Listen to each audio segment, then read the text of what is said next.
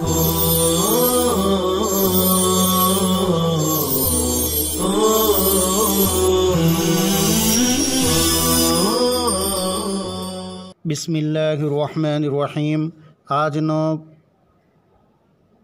જે ખુતબો અરબીમાં થઈ રહ્યો છે એનો ગુજરાતી ખુલાસો આ પ્રમાણે છે। પ્રિય વડીલો અને મારા મુસલમાન ભાઈઓ, દીને ઇસ્લામમાં સાચા અને સહી ઇસ્લામી અકાઈદનું અસાધારણ મહત્ત્વ અને અપાર જરૂરત છે। બીજા શબ્દોમાં કહીએ તો આ ઇન્સાનો અને જિન્નાતોની રચનાનો પ્રાથમિક હેતુ છે। અલ્લાહ તબારક વ તઆલાનું ફરમાન છે, બિસ્મિલ્લાહિર્રહમાનિર્રહીમ, વમા અરસલના મિન કબલિકા મિર રસૂલિન ઇલ્લા નૂહી ઇલૈહિ અન્નહુ લા ઇલાહા ઇલ્લા અના ફઅબુદૂન। અને અમે તમારી પહેલાં કોઈ રસૂલ મોકલ્યા નથી, પણ તેમણે તેને જાહેર કર્યું કે મારા સિવાય કોઈ માબૂદ નથી, તેથી મારી જ ઇબાદત કરો। ઉલમાએ કિરામે મૂળભૂત રીતે બે પ્રકારની માન્યતાઓ અને અકાઈદનું વર્ણન કર્યું છે। પ્રથમ પ્રકાર સાચી માન્યતાઓ કે જે અંબિયા અને રસૂલ અલૈહિમુસ્સલાતુ વસ્સલામ અલ્લાહ તરફથી લાવ્યા હતા। બીજો પ્રકાર એ ખોટી માન્યતાઓ અને અકાઈદ છે જે માનવીય ગેરસમજોથી ઉત્પન્ન અને વજૂદમાં આવે છે। અકાઈદનો ફસાદ અને બગાડ ક્યારેક પરિવર્તન અને વિકૃતિના માર્ગમાંથી આવે છે, જેમ કે યહૂદીઓ અને નસરાનીઓના અકાઈદમાં। પૈગંબર સલ્લલ્લાહુ અલૈહિ વસલ્લમે ફરમાવ્યું કે જે કોઈ યહૂદી અને નસરાની મારા વિશે સાંભળ્યા પછી મારા પર ઈમાન નહીં લાવે તો અલ્લાહ તબારક વ તઆલા તેના માટે જન્નત હરામ ફરમાવી દેશે। અરબી ભાષામાં અકાઈદનો વાસ્તવિક અર્થ એ છે કે કોઈ વસ્તુને કડક અને મજબૂતીથી બાંધવી। અકીદા શબ્દ એ સિદ્ધાંતો અને મૂળભૂત બાબતોમાં વિશ્વાસ કરવાનો અને માનવાનો ઉલ્લેખ કરે છે, જેને અલ્લાહ તઆલાએ માનવાનો હુકમ કર્યો છે અને જે બુનિયાદી વસ્તુઓ તરફ રસૂલુલ્લાહ સલ્લલ્લાહુ અલૈહિ વસલ્લમે માર્ગદર્શન આપ્યું છે। તેથી આપ સલ્લલ્લાહુ અલૈહિ વસલ્લમે ફરમાવ્યું કે ઈમાન એ છે કે તમે અલ્લાહ પર, અલ્લાહના ફરિશ્તાઓ પર, તેના રસૂલો પર, કયામતના દિવસ પર અને સારા અને અનિષ્ટ જે કંઈ થાય છે તે અલ્લાહ તબારક વ તઆલા તરફથી થાય છે તેના પર ઈમાન લાવો। ઇસ્લામ બે વસ્તુઓના મિશ્રણનું નામ છે, એક અકીદા અને બીજી શરીઅત। અકીદા ઇસ્લામનો યકીની અને ઇલ્મી પાસા અને પહેલું છે, જ્યારે શરીયત ઇબાદતો, મામલાત, મર્યાદાઓ અને અર્થશાસ્ત્ર વગેરે માટે એક પીડાદાયક પાસું છે, એટલે કે અલ્લાહનો બંદો આ કાર્યો કરવા માટે બંધાયેલો છે।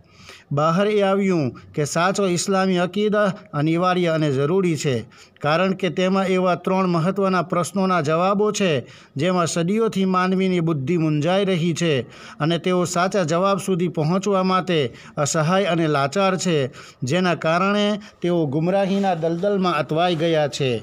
એ ત્રણ પ્રશ્નો આ છે: આપણે ક્યાંથી આવ્યા છે, કેમ આવ્યા છે અને આપણે ક્યાં પાછા જવાનું છે। તો આપણે ક્યાંથી આવ્યા, ઇસ્લામ આપણને આનો સાચો જવાબ આપે છે। અલ્લાહ તબારક વ તઆલાનું ફરમાન છે, હલ અતા અલલ ઇન્સાની હીનુમ મિનદ દહરી લમ યકુન શૈઅમ મઝકૂરા ઇન્ના ખલકનલ ઇન્સાન મિન નુતફતિન અમશાજિન નબતલીહી ફજઅલનાહુ સમીઅન બસીરા।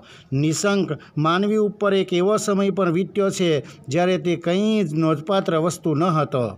નિશંક અમે માનવીને મિશ્રિત વીર્યના ટીપામાંથી કસોટી માટે પેદા કર્યો અને તેને સાંભળવાવાળો, જોવાવાળો બનાવ્યો।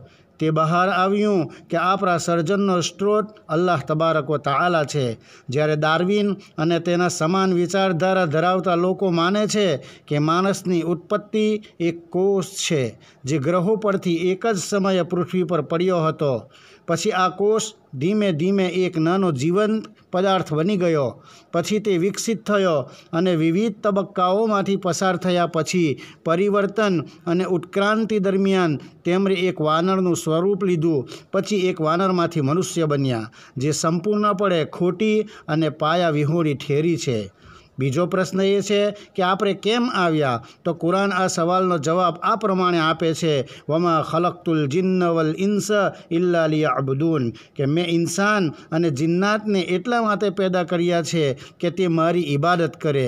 ઇબાદતથી મુરાદ અલ્લાહની મારિફત, તેનાથી મુહબ્બત અને તેના અહકામ મુજબ અમલ કરવું, એના કહેવા મુજબ જિંદગી ગુજારવી, આ બધી બાબતો સામેલ છે. ત્રીજો પ્રશ્ન એ છે કે આપણે ક્યાં પાછા જવાનું છે? કુરાન આનો જવાબ આપે છે, દરેક વ્યક્તિએ પોતાના રબ પાસે પહોંચવાનું છે. પ્રિય વડીલો અને મારા ભાઈઓ, બંદાઓ પર અને તેમના જીવનના વિવિધ ક્ષેત્રો પર સાચા ઇસ્લામી અકાઈદની કેટલીક મહાન અસરો પડે છે, જે નીચે મુજબ છે.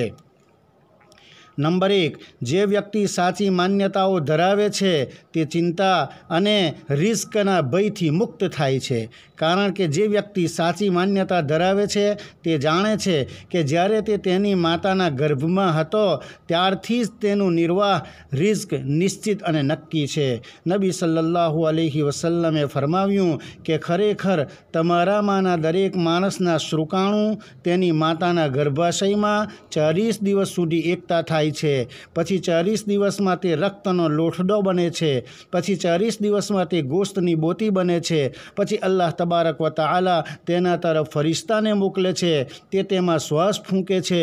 પછી ફરિશ્તાને આ બંદાના જીવન નિર્વાહ અને તેના આયુષ્યને લખવાનો આદેશ આપવામાં આવે છે. અલ્લાહ ફરમાવે છે, વમા મિન દાબ્બતિન ફિલ અર્દ ઇલ્લા અલલ્લાહિ રિઝ્કુહા, પૃથ્વી પર ચાલનાર દરેક વ્યક્તિનું રોજીનું ગુજરાન અલ્લાહ તબારક વ તઆલા પાસે છે. નંબર 2, સાચા અને સહી અકાઈદનો એક ફાયદો એ છે કે માણસમાંથી જીવવાનો ડર દૂર થઈ જાય છે. કારણ કે તેનો અકીદહ છે કે મૃત્યુ માટે નિયમ સમય છે. તેથી મૃત્યુ નિયમિત સમયે આવશે, ન તો 1 કલાક આગળ કે ન 1 કલાક પાછળ. આ અકીદહને માનવાવાળાઓ સામે અલ્લાહ તબારક વ તઆલાનું આ ફરમાન હોય છે, વલન યુઅખ્ખિરલ્લાહુ નફ્સન ઇઝા જાઅ અજલુહા, જ્યારે કોઈ વ્યક્તિનું મૃત્યુનો વખત આવે છે પછી અલ્લાહ તબારક વ તઆલા તેને થોડી પર મોહલત નથી આપતા. માન્યતાઓનો એક ફાયદો એ છે કે તે વ્યક્તિ માટે મુશ્કેલીઓ અને આજમાઈશ સબર કરવાનું સરળ બનાવે છે. કારણ કે મુઅમિન બંદો જાણે છે કે સારી અને ખરાબ પરિસ્થિતિઓ અને સુખ અને દુઃખ બધું જ અલ્લાહ તબારક વ તઆલા તરફથી છે. તેના બદલે તે સારા સમય અને સુખના સમયમાં પરવરદિગારનો આભાર માને છે અને શુક્રિયા અદા કરે છે, અને તે મુશ્કેલીઓ અને કસોટીઓમાં સમયે સબર અને સહન કરે છે, અને બંને હાલતોમાં તેના માટે ખેર અને ભલાઈ હોય છે. પરિણામ એ છે કે સહી અકાઈદ જ અસલી બુનિયાદ છે કે જેના આધારે દીન આધારિત છે, અને ઇબાદતની શુદ્ધતા અને સ્વીકૃતિ માટે પ્રથમ શરત એ છે કે અલ્લાહ તબારક વ તઆલા ફરમાવે છે, ફમન કાન યરજુ લિકા રબ્બિહી ફલ્યઅમલ અમલન સાલિહા વલા યુશરિક બિઇબાદતિ રબ્બિહી અહદા, કે જેણે પણ પોતાના પાલનહારની સાથે મુલાકાતની ઈચ્છા હોય તેણે સત્કાર્ય કરવા જોઈએ અને પોતાના પાલનહારની બંદગીમાં કોઈને પણ ભાગીદાર ન ઠેરવવો જોઈએ. વસ્સલામુ અલૈકુમ વરહમતુલ્લાહિ વબરકાતુહ.